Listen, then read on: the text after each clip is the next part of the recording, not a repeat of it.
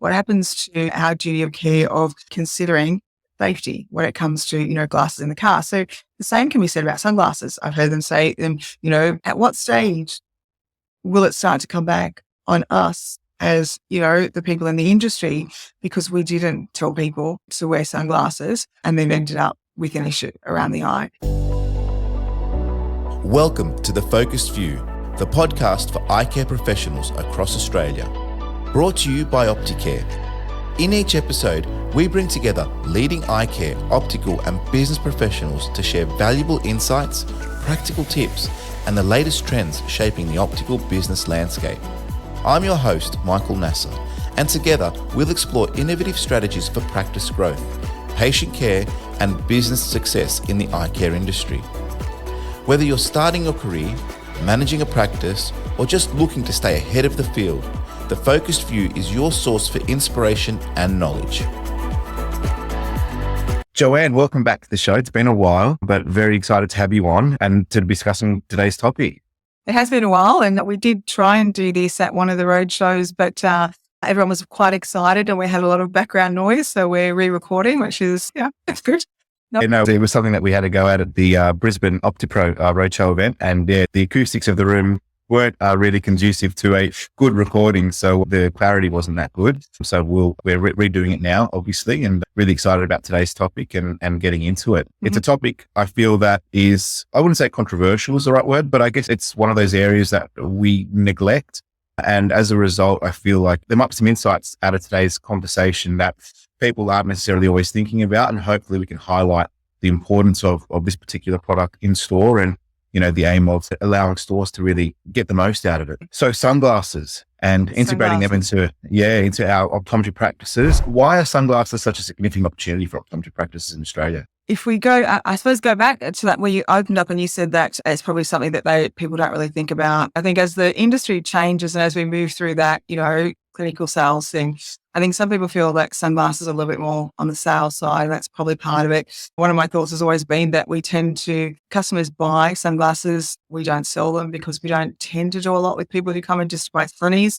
But the opportunity is huge. I mean, I think it's something that we should be really considering. I have also worked at Cancer Council, so I'm a bit of a driver in this area. Having worked at Cancer Council, there's a lot of terrible stats in Australia that we need to consider when it comes to the sun. So I think the last report I saw, we were about 13 times the world average for sunglasses for skin cancer rates. They say that 2 out of every 3 in Australia will get diagnosed with some type of skin cancer in their lifetime. The numbers are double for men than they are for women in general. Men have a little bit more skin exposed in general. And at the moment, we probably only do, if I look at, when I'm doing coaching and when I look at stats and having a look at a lot of practices, when you actually look at the rate of prescription sunglasses that a practice sells, generally it sits around that 10 to 15%. So essentially it's telling us that up to 90% of people buying prescription glasses are wearing plain Sunnies. Now, for some of those people, that's fine because they might only be buying reading glasses or they might be buying, glasses for their computer. But there's a high percentage now that are using, progressives. And if we're only getting that low rate, that means we've got a high rate. The other reason I think it's really important is in general, when an optometrist is looking at the health of the eye, a lot of the things that they look at are actually an impact as a result from UV. So if you consider cataracts, I think cataract surgery is still the number 1 elective surgery in Australia. So it's a big thing in Australia. Pterygiums are fairly big because it's to do with the sun, the surf, sand, that sort of the way we live. About 1% of people, I think they say, will have a pterygium. And then when it comes to skin cancer, about 10% of skin cancers are around the eye. They're to do with the eye. It's a really sensitive part of our skin. And so about 10% of it sits around there. So the reasons why we should do it, I think they're laid out in front of us. It's pretty simple. And I think what you've highlighted there is in our industry, obviously you mentioned earlier, there's a little bit of a conflict between, clinical and retail, and Sunnies and perhaps seen a little bit more as a retail. But mentioning what you've mentioned there and going through, the actual health risks associated with not wearing Sunnies and knowing that, your patient of a store have got progressives and do they have a pair of Sunnies as well that is perhaps scripted. I feel like that may be the link that one would need to make to sort of then incorporate that into their store and perhaps make it more of an offering. So if we're thinking about that and how we can integrate it into a practice, if it isn't already in there, how can a practice make sunglasses a standard part of their workflow? There's lots of ways you can do it. I think some of the changes that have happened in the testing options that we have. So if you think about people getting their license these days, and I know in New South Wales, Service Australia sent out a letter for people when they're getting their licenses to say that you can go to an optometrist and have your eyes tested. I think that optometrists were thrown in the deep end a little bit. They weren't consulted. They didn't know what was happening. But a lot of people come in to get license checks these days. And one of the things with license checks is making sure that their acuity is good enough to be on the road. And if we're only considering clear glasses and we're not considering the sunglasses, it could be a little bit of an issue. The other thing that's interesting is that when you look at the rate that people get new glasses, generally, I think it's still around every 2.5 to 3 years is the average in Australia. But people update their clear glasses all the time. When you actually are in a practice and you look at the sunglasses, often it's only every second or third trip that they will do those Sunnies. So sometimes that script is even older. So when you're considering a license, it's an issue. I think the other thing to consider around licensing is when we actually are driving all the things that we have to do on the car, about 80% or more of what you rely on the car to make all your decisions and to do everything you do is visual. Yeah. So, try not to have an accident, to be watching everything on the road, looking at the dash, everything you do is reliant on your eyes. So good vision is really good. So how do we integrate it? So I think you got to make it a focus. So the stores that do it really well will make sure that when somebody rings up to make an appointment, when they say the line, bring in your old glasses so we can have a look at them, they will also say, bring in your sunglasses. Whether they are prescription or not, bring them in. Because the aim of this is not just about prescription, it's actually about protection to try and eliminate some of the things that are happening. They need to look at what they're wearing when they come in, make it part of when they're looking at the glasses. They actually look over the Sunnies to see if they actually are a good quality sunglass. Are they damaged? Are they script? Aren't they? If they've got a high enough script, talk to them about it. They need to consider the license. I think if you make it so that it's part of that, you put it on your welcome to practice form. So you ask them about your sunglasses. In the room, the optometrist actually says to somebody when they're looking, they might be doing an interior photo, they might be having, a deeper look to say, I'm actually going to look to see if I can see any sun damage as well. As part of that last 5-minute prescribing conversation, as I call it, one of the things that they can do is say, let's talk about what I found when I looked for sun damage. And you can go one or two ways. You can say, I've actually seen a little bit of a change in there. So I feel like we need to make sure that you've got some good Sunnies. Or you can say, good news is I actually, from my baseline and what I'm looking at the moment, it looks pretty good in there. So let's make sure you've got good Sunnies so we can try and keep that change to a minimum. So each time you come in, we can try and keep it down by making sure you've got good Sunnies now. So either way, you can have a conversation about sunglasses. So I think it's in every part. They can market it, have information on their website, make sure they've got information within the practice. I've seen some practices that actually have the 5 categories listed. So people actually know what the 0 to 4 means when they're actually doing when people are actually looking at sunglasses. So they actually have it out there to make it easy. They have information about, sunglasses. They have guides and things. So the optometrist will actually prescribe a pair with every patient that's in there. Doesn't mean people have to get them, but they talk about, why it's important. They talk about the stack. I feel like they're, probably just making it a focus and making it part of what you do would be the best way to bring it in. And how should practices balance prescription against non-prescription sunglass offerings? Where I was speaking a lot about, the prescription Sunnies, and I feel like there's a clear link there to the clinical side and making sure that, patients are having the best vision and the best protection of their eyes. With regards to non-prescription sunglasses, this is, I guess, a little bit more challenging, in this day and age with online options and things like that. How do you handle that? And what suggestions would you have for a practice in balancing the two? I think that generally in most practices, if they don't have a focus on it, they tend to have mostly RXable Sunnies because that's what they're dealing with.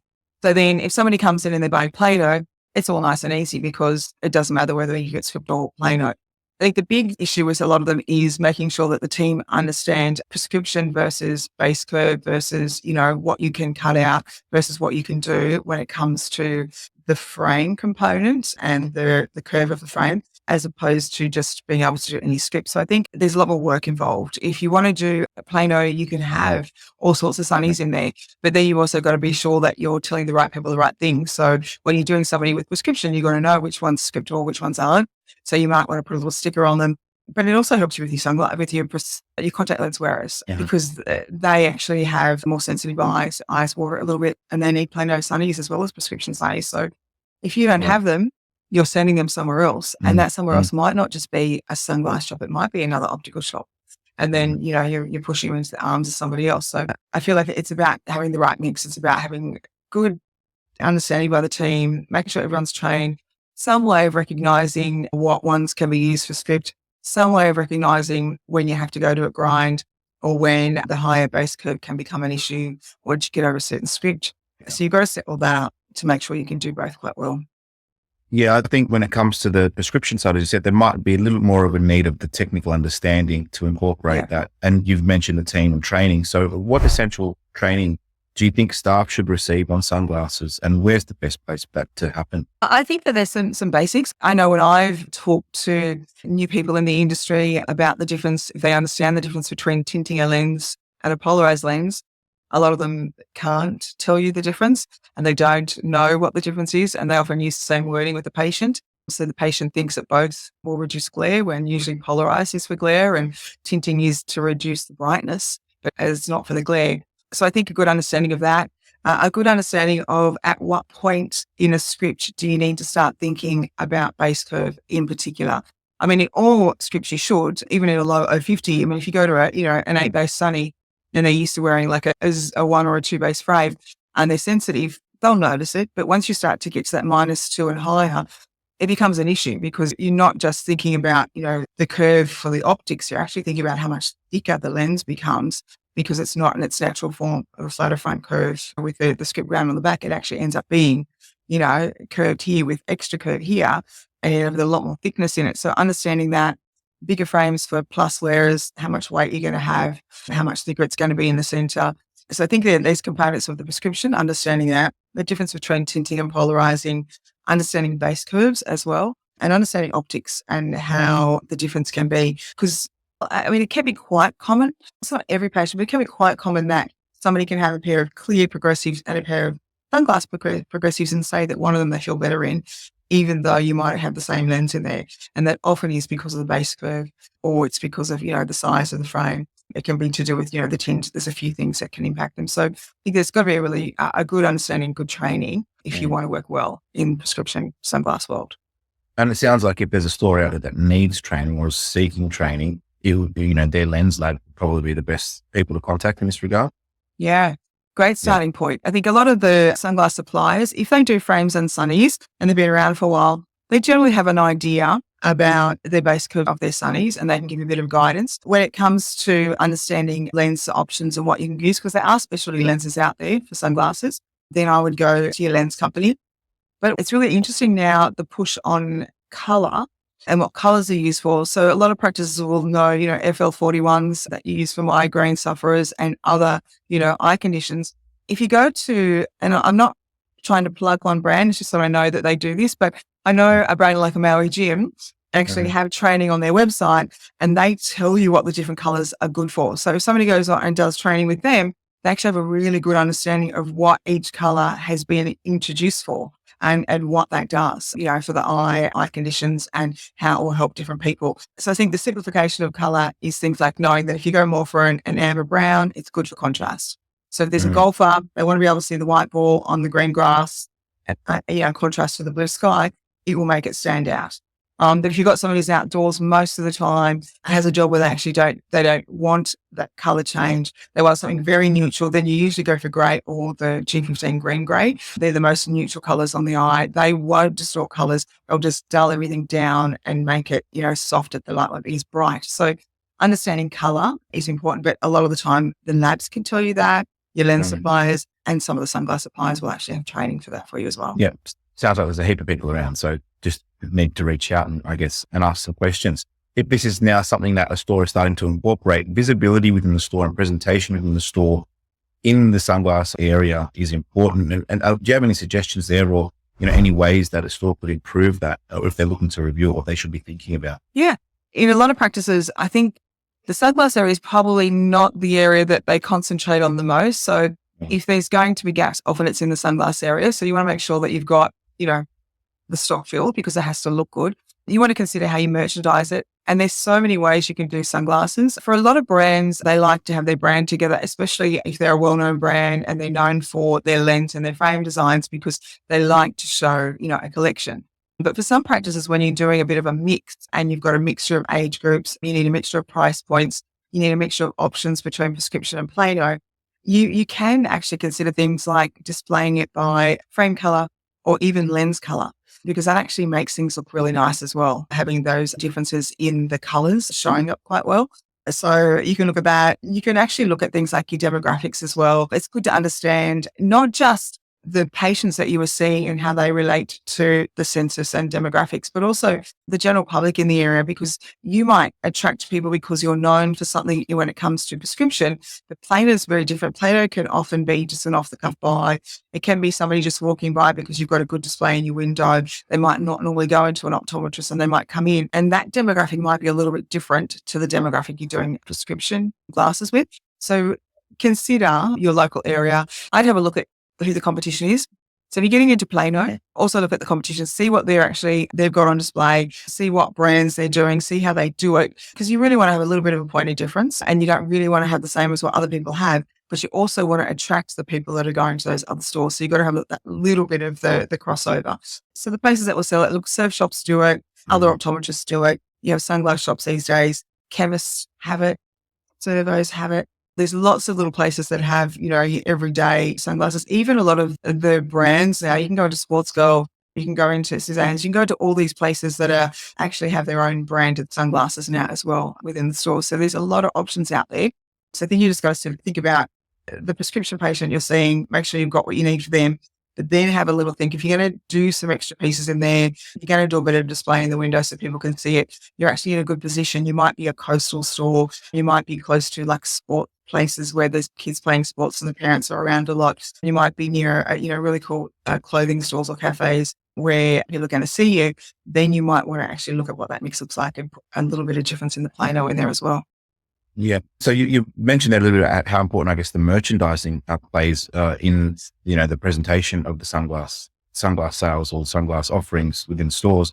And maybe you want to speak that a little bit more, but I guess also as an add-on to merchandising, stock management when it comes to Sunnies, obviously you're going to treat that differently to, your optical lens frames. So I guess if you can touch on that as well and provide any tips for stores with regards to merchandising and also then, how you manage your stock when it comes to sunglasses. Yeah, sunglasses is actually completely different to frames. So generally from about mid New South Wales, you cut across Australia and work your way down, probably selling sunglasses in 3 to 4 months of the year in what we call high season, which is generally summer. For a number of reasons. Number one, it's really bright and sunny outside. It's a bit warmer outside. And generally that's when practices get their new season stock and they promote it. So that's generally what they do. But when you actually cut that line and you go north, we're talking about more tropical zones. They actually need sunnies year round. The people from the south go there in winter to have holidays because it's still warm up there. So they actually need something a little bit different. So they would actually be looking at their sunglasses a little bit differently to the people in the south if you're going in the traditional way. But if you make this a focus, you should be thinking about having sunnies year round. The main differences are that generally they change styling. You don't actually get to rotate as much generally because it's about fashion and style. It's not the same as the way frames come where they can actually have a few new frames here and there across the year. They tend to have a bit of an influx generally around August each year and then, sometime the next year. So you want to make sure that your numbers are tight, that you don't have too much backup because you don't want to be left with stock. You've got to make sure that you are covering the area that you're actually trying to engage with sunglasses. And then just make sure that, that you work well with your suppliers in it, because you've got a good relationship and you're buying regularly and you use a couple of good suppliers, they're more likely to help you do a bit of rotation within the high season. But generally you want to ramp up because you'll probably sell a lot more across that, November, December, Jan time as well, even just in the Plano market. Especially if you're in an area that's a bit more touristy. I live up near Newcastle. I know I'm sort of all around Central Coast of Newcastle. So people come up here on weekends. We get a lot more tourists coming up, through the summer season. So there's more likelihood a coastal optometrist up here would have somebody that's left their sunnies at home and will want to go and buy some Plano sunnies. So opportunity there will be different to, let's take the foot of the mountains in New South Wales, where it's quite a little bit cooler and generally people are going to be looking at more to do with their prescription options, not so much about, they're out for the day, going to the beach and they've left the sunnies at home. So it's a different need. So I think you got to merchandise and work on how you manage your stock based on your location, based on the needs, based on your demographics. So you got to look at all of that. Yeah. At the top of the podcast, you mentioned some of the stats associated with the eye health risks with sun exposure. I think part of a challenge for a store would be building awareness for this type of information, so that you kind of generate a bit of a need for why a patient or a potential patient or client will be considering Sunnies and why it's important for them. So what ideas do you have with regards to how practice can create more awareness about UV protection in general, and obviously the protection that sunglasses do provide? Well, I think for everyone here who's having their eyes tested, it has to be built into the customer journey. So I would be sitting back and looking at my customer journey from where to go, from the first impression to the lasting impression. So right from when you actually, they first engage with you, whether it's on your website, through social media, they've walked past your store, they've heard about you from somebody, they've walked in and seen you. How can you provide sunglasses in all those areas so that they're aware that you have sunglasses? So that would be the first thing. Then when they come in for their test, and you're doing that welcome, you're getting them to complete a form, you make sure you have something on there about sunglasses. So you would say, do you wear prescription sunglasses? Just ask the question. Then when they go in the room and they're having their eyes tested, then the optometrist should be talking about, well, I'm going to actually have a look to see if I can see any changes in the eye. They would actually look and see the last time they had their sunglasses updated, their prescription ones, if they have them. If they're going for a license check, they would actually consider the last time they did their sunglasses and make sure that they're correct for their sunglasses. So all those little touch points within the room, there's lots of opportunity. They would look at things like, if you on your welcome to practice, you have information about, do they play sports? Do they have hobbies? Do they have kids that they might be running around with kids on the weekend, going to sports fields? Have they mentioned that they're going on a skiing holiday? Have they mentioned that they're going on a cruise? All those little pieces add up to where you could actually talk about sunglasses, because they need sunglasses for all of those things. So I think that active listening is really important, and looking at their welcome to practice. At the end of the consult, when you're doing that lovely prescribing conversation of, today, based on my findings, based on what you've told me, this is what you need. So today I am prescribing this, and I'm also prescribing sunglasses because of this. So giving really good information at the end, so they actually go out knowing that sunglasses are very important. In the handover to the dispenser, whether you sit them down, they come in the room, you do it out the front, it's always good to say to the dispenser or, the optical assistant, to say, today, Mrs. Jones is updating her clear bear, but we also want to talk about getting a good pair of prescription sunglasses, because we need to get them happening as well. Can you show both for me today? And can you talk about tint options based on this? And they might say, she likes to walk every day at sunrise and sunset, or she's in the car a lot, but it's the middle of the day. The specifics that will be where that will help you understand, should you do polarized? Should you do tinted? What sort of coloring should you do? What intensity should you do? So that the dispenser or the optical assistant has information on how they can actually help. Then out in the main area, the retail area, having reference to sunglasses. So yeah, you got them on display, but do you actually have something that says, did you know that we can make prescription sunglasses for you? Surprisingly, a lot of people still feel they don't know that when you talk to them. They actually don't think they can get their prescription, especially if they've got a high prescription, in a pair of sunglasses. So having information that's around there, having it, on your website. If you've got a TV in the waiting area, if you've got brochures in the waiting area, make sure you've got something relating to sunglasses in all of them. If it's going to be a focus for your store, say it's a focus. When somebody is actually looking up on your website to say, what are the next steps? What do I need to do once I've booked my eye test? Say on there, one of our focuses is sunglasses. We want to make sure that in the environment of Australia with the higher cancer rates, that we're trying to protect you as much as we can. Put that information there. Tell them why you will actually look at sunglasses. Tell them why you want them to bring them in. And then at the end of the consult, they'll understand why you're talking about sunglasses. So you have to actually look at every one of those customer journey points and the touch points and all of the opportunity you have to actually show that sunglasses are your focus. It's not about just making money and making a sale. It's about another way of protecting. It's another clinical need that you have in your practice, just like you would if you do contact lenses, just like you would with dry eyes or with myopia management. Sunglasses is another one that you can actually put into the list of what you're actually looking at and you focus on. And I think there's not a mindset shift, but with how a store might approach this. It's about providing options and knowing that this is a particular option that is available to patients to protect their eyes. As a practice, it's sort of an obligation, I believe you should have, that you're at least informing and educating your community about that. And that if they do need that solution, that you can provide that for them because it comes as part of a comprehensive, eye examination, assessment, and a solution to any issues that they may be having or may not be having, but, avoiding, I guess. So having that awareness and building that through the practice, I think from your marketing, and we'll speak about some marketing, some sales strategies a bit later on, but then through your client journey is pretty important. Yeah, I think through that. I think you mentioned obligation. I think what's really an interesting thing I've started to see when I see training that's happening out there through, and I'm not just talking about the training organizations that do dispensing, I'm talking about, people in other groups that train people and do things. I've actually heard them referencing two things. One of them is sunglasses and one of them is high index lenses for protection. So I've actually heard somebody training and saying that anytime you have a person that is a truck driver, a rep on the road, somebody is driving, more than a certain amount of hours every day, they want to be safe with their family. Why are you not giving them a high index lens? What happens if they have a car accident?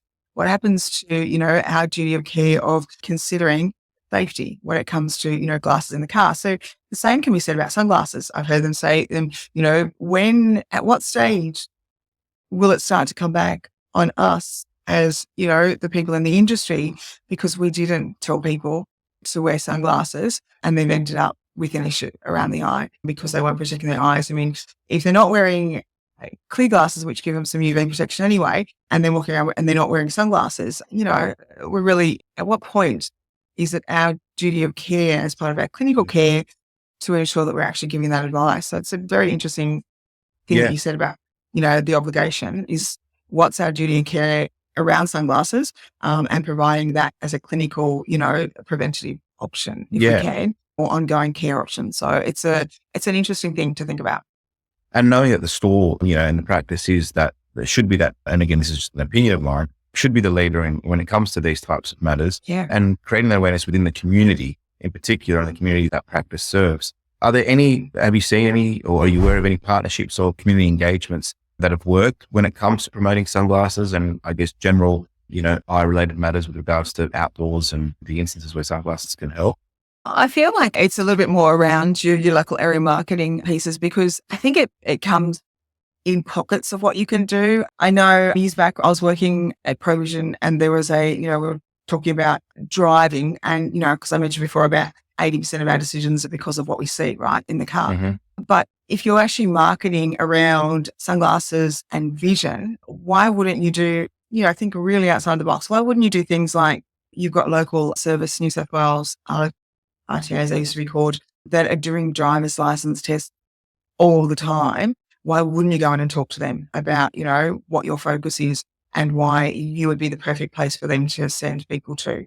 Why wouldn't you go to the local cancer clinic, the local place that actually checks people's skin for cancer, that, the local GPs that specialize in that stuff, and tell them that you have a focus on wearing sunglasses to help protect vision? Why wouldn't you, when you're trying to talk to the local schools and nurses, talk to them about the fact that you actually have a focus on sunglasses? So, and then that's a twofold thing. It's about general care, but it's also at the age of around 16, kids start to want to drive. They start to get to the age where they're actually going to get their L's. So why wouldn't we embed that into them from a young age so that they're actually protecting their eyes? I think coming from Cancer Council, it's very interesting in Australia that about 85% of schools up until about end of preschool and into primary school have to be SunSmart. Now that's an accreditation that Cancer Council worked on with the government, which means that no hat, no play. It means the hat has to have a certain brim size. It means the clothing in the school to be accredited has a certain UV protection. It means they provide sunscreen for kids that are going to go and play in the playground. Yet we hit high school and we just go, off you go, and we don't do it anymore. And then kids just get out of the habit of doing all that stuff. They start to wear caps. Caps don't protect the back of your neck. They don't protect the top of your ears where a lot of skin cancers are. They're not big enough always to do here because of the way we wear them. Half the time we wear them back. We don't wear them forward, we wear them on the side.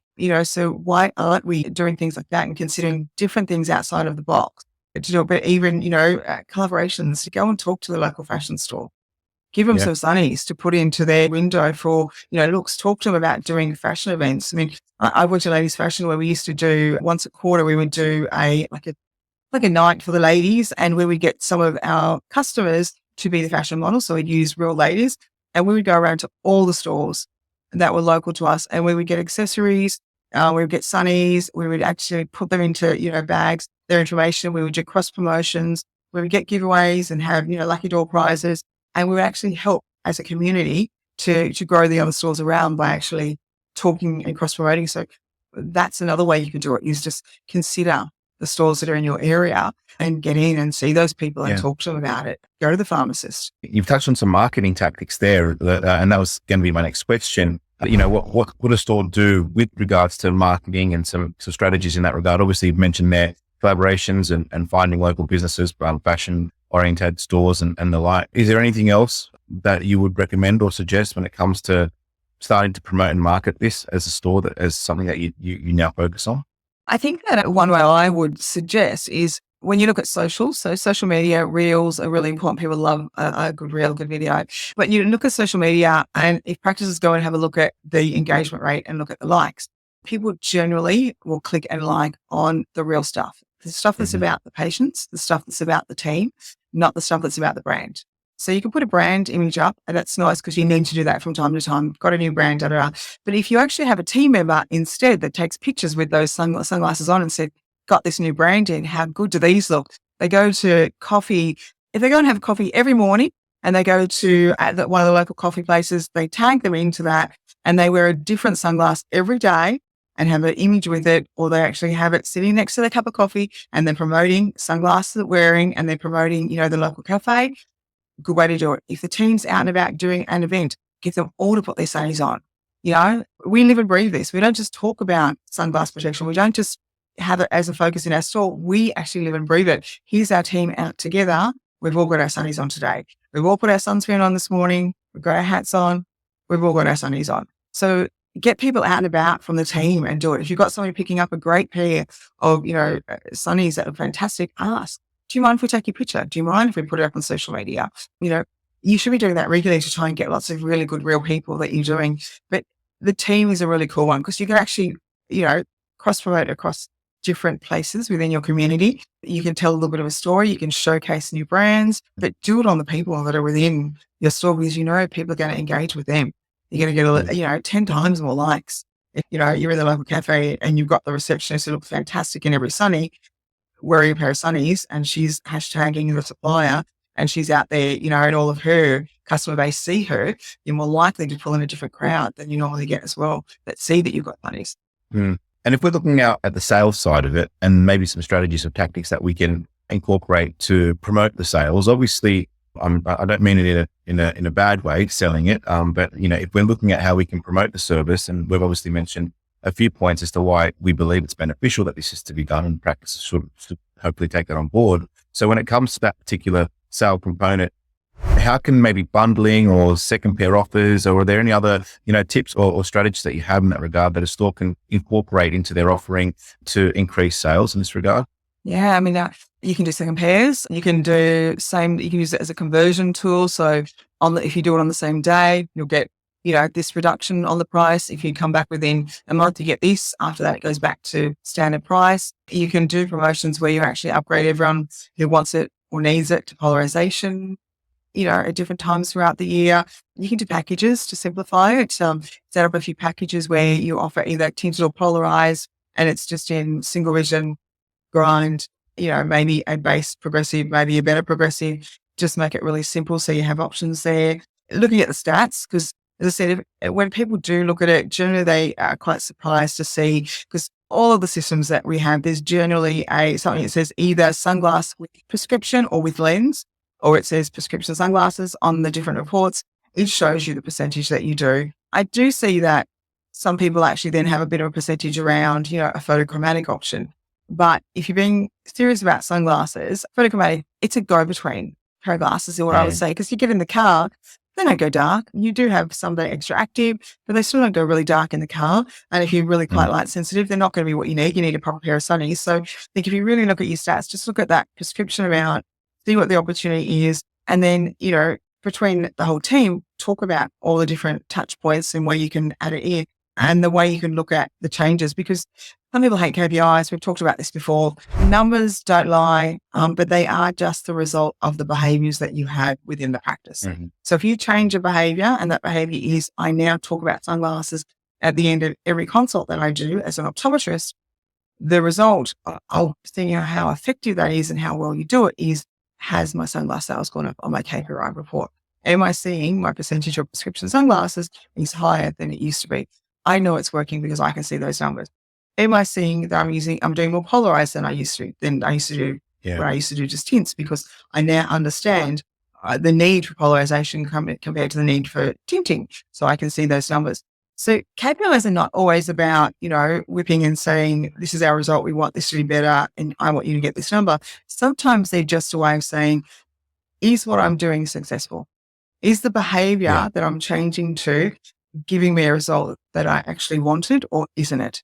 So if I'm not seeing change in the KPI numbers, what is it that's not quite working over here that I can adjust if I really want to show that I'm focusing on sunglass sales and giving good eye protection? And I think that's a really good point. I mean, as we start to sort of conclude the discussion here with regards to understanding why it's important, the awareness, some strategies from a marketing point of view, as well as, a sales point of view, but you do need to check in with it and see, is it working? And so I think the KPI discussion there in this instance would be critical to reviewing how it's all going and whether there needs to be pivots or any directional change in that regard and reviewing. So I think that's a really critical component. I think any well-run practice is checking in with that in any case. And so it'll just be something else. If you identify that this is an area of growth or an area you want to focus on to store, I think, incorporating that review through KPIs and through other aspects and touch points when it comes to sunglasses. Yeah, they don't have to be the bad things critical. that people think they are. They don't have to be just about we're measuring and we're telling you how good you are compared to, or how bad you are compared to the number we want you to get. They can just be used as a tool to say, is this working? Is what I'm doing actually working? So I think it's really important that a consideration, because I think a baseline in any campaign or any change in the practice is always good to have, because then you can see what changes. And it doesn't have to be that you're focusing on one or two things. You can actually just say, I print out my KPI report up to this date, and then after a month, I do the next month and I compare those numbers. Have a look through everything. What am I seeing that's changing? What's going on? What's changing? Because it should eventually be your multiple pairs should go up with this. Your prescription sunglass should go up through this. Your sunglass sales should go up through this. Your sunglass ASP should go up through this, because you're actually giving better information to people for that. Yeah. I feel that that's a really big component. So I think setting some goals out of this and using KPIs is really important. So I guess what would your 3 key actions for practices be? And considering that they've sort of taken this initiative to say, you know what, I'm going to work on my sunglass sales here, what would be 3 things that you'd say to them? I would say number 1, actually, if you don't have a customer journey, map a customer journey. I think there's 6 easy steps that you can do in a customer journey. So you can do like first impression, welcome, eye test, dispense, collection, and follow up. Really simple things you can align to that or make your own. If you haven't got one, build one, and then actually understand where sunglasses fit into that. Go through all of those areas that you feel is part of your journey. How do I talk about it? How do I market it? How do I promote it? How do I actually have sunglasses as part of all those steps? That's one thing. The second, I say, you actually, it is a choice to make sunglasses a focus, just like it's a choice to make dry eyes a focus, or it's a choice to make myopia management a focus. When you do any of those, you actually make changes. You get equipment that suits it, so that you've actually got the latest testing equipment. The optometrist has a passion for it, so they actually do look at it for all the patients that it's, appropriate for. Do the same thing with sunglasses. You don't have the option to do like an anterior photo where you actually really have a good look, or you don't have, a good, OCT, whatever it is, the piece of equipment that you've got. If you don't have that now, consider it if you want it to be a focus, because the more you can show a patient what you're seeing and explain what you're looking for, the more involved they are, the happier they are at the end. Some of the big comments you get always from patients is when they go home, they don't understand why the cost is what it is, but they also feel like they're just sitting there. They're not always being said, can you move in here, pop your chin here? What I'm going to do now is I'm going to look at this. The reason I'm looking at this is because it'll tell me this. They don't always get that. So if you can do that with the sunglass component, tie it in and explain it, they understand it a bit better. So I would, if you're making it a focus, make it a real focus. And then the third one will be about the goals. It will take time to do this. You've got to do things like reviewing your stock. Is my stock right? Do I need more options? Is my training right? Do I have a lot of really good price points, within it? Am I working with a lab that can give me options? If I've recognized that there's a specialty, let's say I've got a big bike riding group in my area, does my lab do a sports progressive? If they do that, that's great. If they don't, do you need to consider, what your lens options are as well? Do you need some specialty lenses as well? Think about that stuff. Think about, all the stuff that you need to make it successful and build a plan, set some timelines, set some goals. That would be the third component that I would say, And final question, any final advice for optometrists looking to strengthen their sunglasses strategy? If there's anything that we haven't touched on or any final pieces of advice that you'd want to suggest, then let us know. I think sunglasses I think that practices can work two general ways.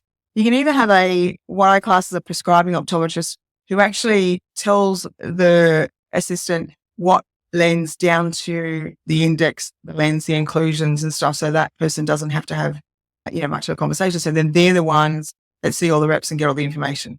So if somebody out the front gets asked a question, they don't always have the answer. So I'd say if you're that sort of practice, maybe consider doing a bit of training with people out the front because they do get asked questions, even though you might be a full hands-on prescribing optometrist and they might not have to do all that, they still get asked questions. If you're the other way and you are in practice that actually has, dispensers or, assistants that do a lot of that end work of the dispensing part, don't keep yourself out of the conversations because often what they will do is leave the rep conversations to the team out the front because they're handling a lot of the lenses and they are making them the lens expert. They're handing power over when they do that transitions out of the room, but they still need to have an understanding in the room because they'll get asked a question. So they want to be up to date on the latest options from suppliers as well so they can answer. So I would say, if there's anything, I would say make sure that no matter which way you work, in the way that you prescribe and the way that your team works, make sure that everyone has some sort of awareness of the process, has training, has a bit of an understanding of what's going on, can help with pricing and general information. So they actually, can be part of it if they need to be, because then that means you really are making it a focus for your store because everyone's engaged there. Yeah, I mean, there's a lot of content there, a lot of good information. And so I feel like if a store's considering it or a practice considering it, there are a heap of insights that we've just been through. So if anyone else wants more information, feel free to contact Joe as well. You can leave some comments in the show notes. So you are available to do that. But yeah, if anyone wants to reach out, we can definitely assist if there are any questions that you have. But Joe, what's the best way people can find you? Look, the simplest one, because usually when I do this work and I'm coaching, it's through the OptiPro component. So my email is just joanne@optipro.com.au. Very simple. Easiest way to get me. It's nice and simple. Can't get that wrong. Just email me. And then, if you are part of OptiPro, we are having a great campaign around Sunnies in July, August, September. We will have a webinar. So if anyone else is out there wants to part of it, we'll talk a little bit more about this then. Keep an eye out for it. But for the OptiPro guys, we'll be giving you a lot more information on this as well. So OptiPro, because, to help you build it up in your practice as well. Yeah. And those details will be in the show notes as well. So if anyone wants to check that out, it's there. But Joanne, thanks so much for your time and all your insights. Really, really great. And looking forward to our next conversation. Thank you. See you soon. Stay connected by subscribing to The Focused View and visiting our website www.thefocusedview.com.au for additional resources and episode summaries. We look forward to your company again in our next episode. Until then, keep focused. I'm Michael Nasser. Bye for now.